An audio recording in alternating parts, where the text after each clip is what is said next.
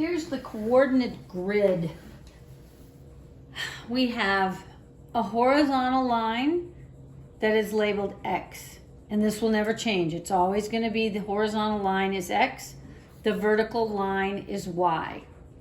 We have 4 quadrants.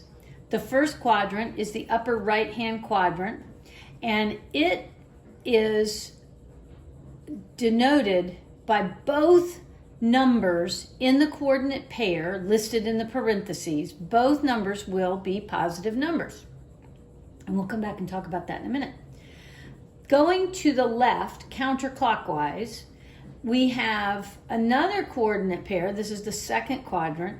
And the second coordinate pair here is going to start with a negative number, because what happens is you're always going to list the X value first, and the X value is telling us how far left or right that we're moving.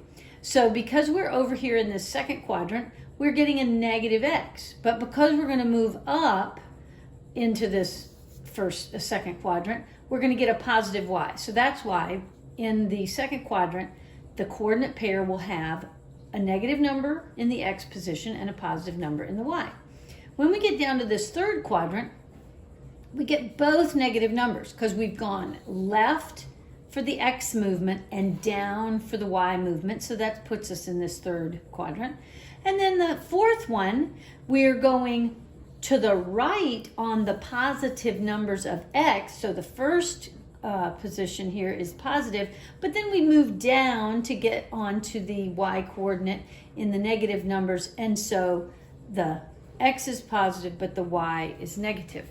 All right, so now let's look. I've got points plotted in this coordinate grid. Up in the first quadrant, the upper right-hand corner, I've got the letter A.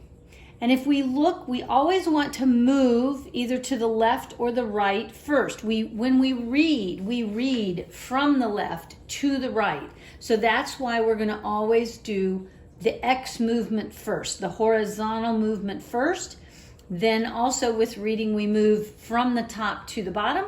So that's why we do the Y coordinate second. All right, I'm looking at my letter A. I want to find out where it's positioned.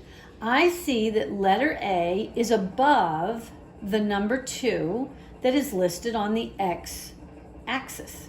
So I'm going over to the number 2, but then I want to see where is it on the up or the down, and it is up, and it is opposite the number 2 on the Y axis. So the coordinate point for the letter A is positive 2, comma, positive 2.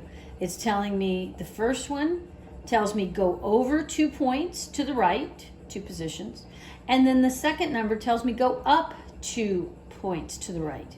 Go up 2 points.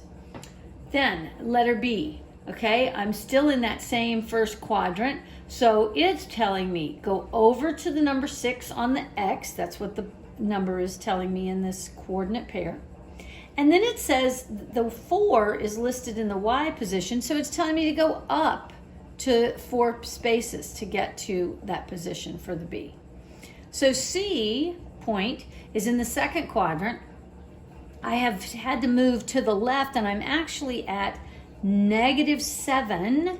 So I've gone way over to the -7th mark, and then I've gone up 3 points. So it's -7, positive 3. Excuse me. Then point D is in the third quadrant, and I have gone over to the left to -3 on the X. Then I've gone down to -3 on the Y. And I am putting these points where these 2 coordinates are intersecting. It's like that old game, I don't know if any of y'all remember it, but it's Battleship. And this is exactly the way they did these things. And then the last coordinate point is in the fourth place here.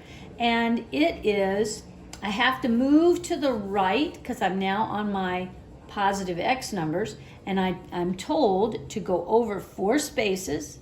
And then I am told to go down to the -6. So it is +4, -6. Let's see. And the first coordinate point is always your X letter.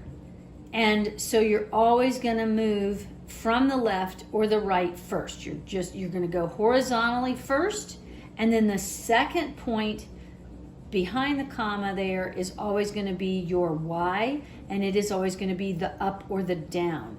And it'll be up if you've got a positive number, it'll be down if you've got a negative number.